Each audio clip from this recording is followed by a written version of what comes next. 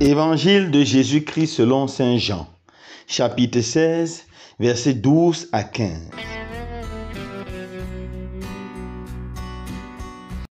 En ce temps-là, Jésus disait à ses disciples, « J'ai encore beaucoup de choses à vous dire, mais pour l'instant, vous ne pouvez pas le porter.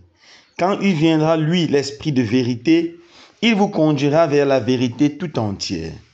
En effet, ce qu'il dira ne vient pas de lui-même, mais ce qu'il aura entendu, il le dira. Et ce qui va venir, il vous le fera connaître. Lui me glorifiera, car il recevra ce qui vient de moi pour vous le faire connaître. Tout ce que possède le Père est à moi. Voilà pourquoi je vous ai dit, l'Esprit reçoit ce qui vient de moi pour vous le faire connaître. » Acclamons la parole de Dieu. Louange à toi, Seigneur Jésus. Au nom du Père et du Fils et du Saint-Esprit. Amen. Frères et sœurs bien-aimés, aujourd'hui nous célébrons avec beaucoup de joie le dimanche de la Sainte Trinité.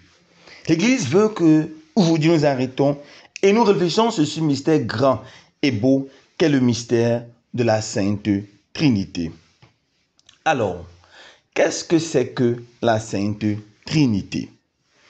Avant de répondre à cette question, notons tout d'abord que le mot Trinité n'est contenu nulle part dans la Bible. Nos amis les témoins de Jéhovah aiment souvent nous attaquer. Est-ce que le mot Trinité est un mot biblique? Rassurez-vous, il n'est pas un mot biblique. Mais d'ailleurs, le mot biblique non plus n'est pas un mot biblique. C'est-à-dire, nulle part dans la Bible, vous n'allez avoir le mot Bible.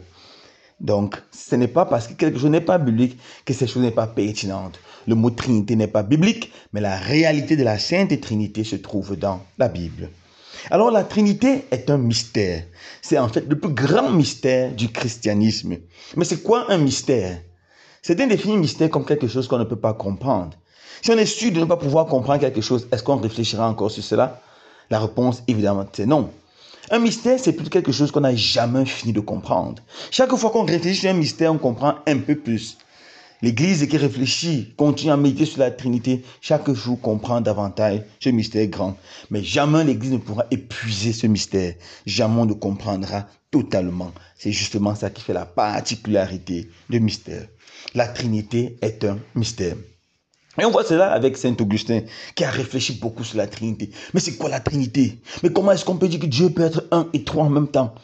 Alors, quand il était troublé, un jour il marchait pour aller prendre un peu de lait, il allait marcher sur une plage. Et il voit un petit garçon qui avait creusé un petit trou au bord de la plage. Et il allait avec un petit seau. Puis l'eau de la mer est versée dans le petit trou. Il a fait un tour, deux tours, trois tours. Pendant 15, 20, une heure de temps, Augustin contemple cet enfant. Et finalement, Augustin appelle l'enfant. Il dit, mon petit, mais qu'est-ce que tu veux faire? Et l'enfant lui a dit, avait un sourire assez stupide. J'ai envie d'enlever toute l'eau de la mer et mettre dans ce petit trou. Augustin lui a dit, mon petit, tu es vraiment bête. C'est impossible. Premièrement, ce trou est trop petit pour pas contenir toute l'eau de la mer.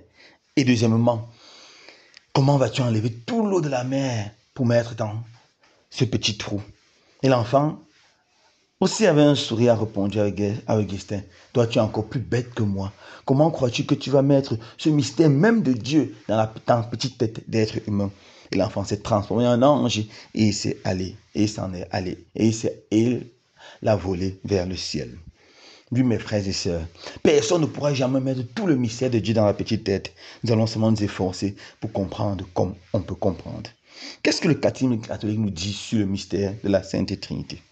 Premièrement, le catéchisme nous enseigne que Dieu est un, Dieu est unique. Nous croyons en un Dieu, pas à deux dieux, pas à trois dieux, pas au polythéisme, mais au monothéisme. Nous croyons en un seul Dieu.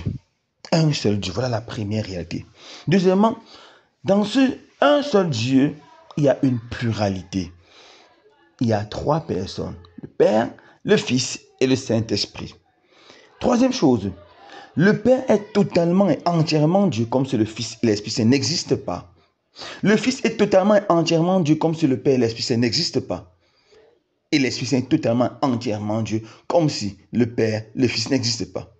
Et les trois réunis forment un seul Dieu. Voilà la troisième chose. Quatrième chose, le Père est totalement différent du Fils et du Saint-Esprit. Le Fils est totalement différent du Père et de l'Esprit Saint. Et l'Esprit Saint est totalement différent du Père et du Fils. Voilà le mystère de la Trinité. Nous croyons en un Dieu, mais en trois personnes. Une nature divine, trois personnes distinctes. Voilà le mystère de la Trinité. Alors, comment comprendre ce mystère de la Trinité en nous aidant des Saintes Écritures, qui est notre instrument le plus objectif? Déjà, le livre de l'Exode est clair. Dieu est un. Et dans tous les passages du livre de l'Exode, le monothéisme est absolument affirmé. Nous croyons en un seul Dieu. Mais quand on ouvre le livre de la Genèse, par exemple, Genèse, dès le début au chapitre 1, verset 26, le récit de la création, c'est Dieu qui parle et Dieu dit, faisons l'homme à notre image et à notre ressemblance. On voit déjà le pluriel. Dieu qui est un dit, faisons l'homme à notre image et à notre ressemblance. On comprend déjà qu'il y a une pluralité dans Dieu, qu'il y a plusieurs personnes dans ce Dieu qui est unique. Si on va à Genèse chapitre 18 encore, on voit l'apparition de Mambré. La Bible nous dit, Yahweh apparut à Abraham, Yahweh, un Dieu, et il vit trois hommes. Le un Yahweh apparaît sous forme de trois hommes. Et dès qu'il les vit, c'est ce que la Bible nous dit, il se prosterna devant eux et il dit, mon Seigneur. On voit un jeu entre le singulier et le pluriel. C'est déjà les préfigurations là-bas du mystère de la Trinité. Mais la Trinité sera relevée de façon très belle et claire dans le Nouveau Testament, spécialement par Jésus. Dans Jean chapitre 1, verset 1, il est clair. Au commencement était le Verbe. Le Verbe était avec Dieu et le Verbe était Dieu. Le Verbe, c'est Jésus. Il était au commencement. Il était avec Dieu, Yahweh, son Père, et il était Dieu. Dès le premier verset du monologue de Jean, nous avons la réalité de la deuxième personne de la Trinité, Jésus qui est Dieu. Toujours dans Jean chapitre 20, verset 28, après que Jésus apparaît à Thomas, nous avons encore cette belle réalité. Thomas se met à genoux devant Jésus et dit, mon Seigneur et mon Dieu. Il reconnaît que Jésus n'est pas simplement un être humain, mais Jésus est son Seigneur et Jésus également son Dieu. Dans Colossiens chapitre 2, verset 9. Colossiens chapitre 2, verset 9, c'est encore très beau. Qu'est-ce que Saint Paul nous dit? Il dit, en lui, en Jésus, habite corporellement toute la plénitude de la divinité. En Jésus habite corporellement toute la plénitude de la divinité. Saint Paul nous affirme encore avec beaucoup de force que Jésus est Dieu, que Jésus est totalement et entièrement Dieu. Dans 2 Corinthiens chapitre 13, verset 13, nous voyons la conclusion de cette aide. Saint Paul dit, la grâce de Jésus, l'amour de Dieu le Père et la communion de l'Esprit Saint soient avec vous. Saint Paul, c'est le grand théologien de la Trinité. Il conclut en invoquant les trois personnes divines sur la communauté qui écoute ou qui lira cette lettre. Maintenant, l'Esprit Saint. C'est encore Jésus qui nous révèle clairement l'Esprit Saint. Jean chapitre 14, 15, 16.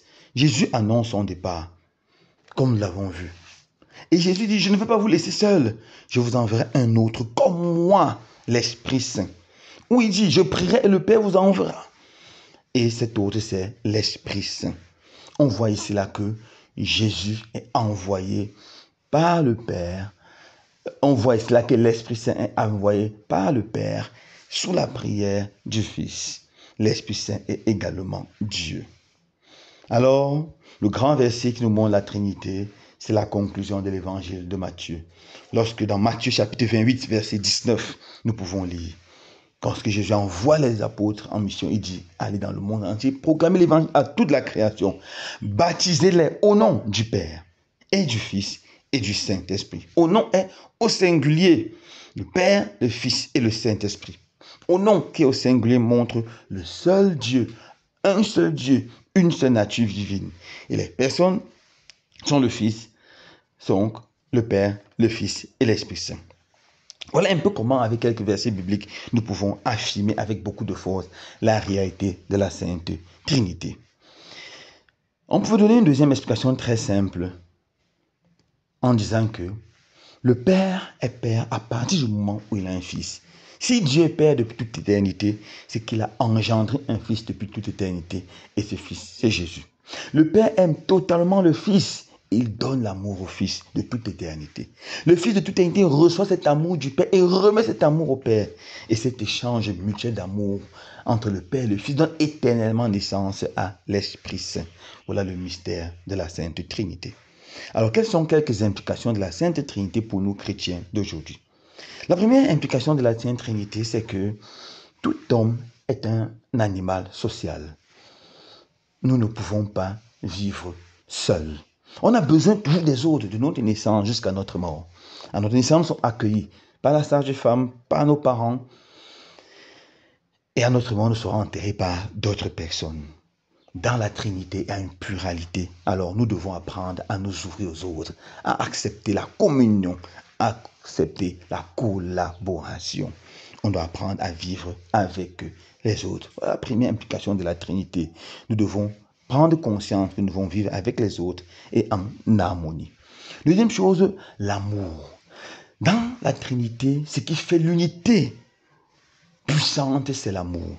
Le Père aime éternellement le Fils. Le Fils aime éternellement le Père. Et cet échange éternel d'amour donne éternellement naissance à l'Esprit Saint. Nous devons apprendre à vivre comme des frères qui s'aiment. Martin Luther dit, si on ne vit pas comme des frères qui s'aiment, on se détruira, on se détruira. Si on n'apprend pas à nous aimer comme des frères, on va nous détruire comme des fous. Nous devons apprendre, mes frères et sœurs, à vivre dans l'amour. Dans tous nos milieux, dans nos familles doivent être des familles trinitaires où on s'aime. Dans nos lieux de service, nous devons être des lieux trinitaires. Dans notre pays, le Cameroun, nous devons apprendre à créer l'amour. Lutter contre tout ce qui apporte la haine tribale, le tribalisme. Dans nos lieux de service, prôner l'amour.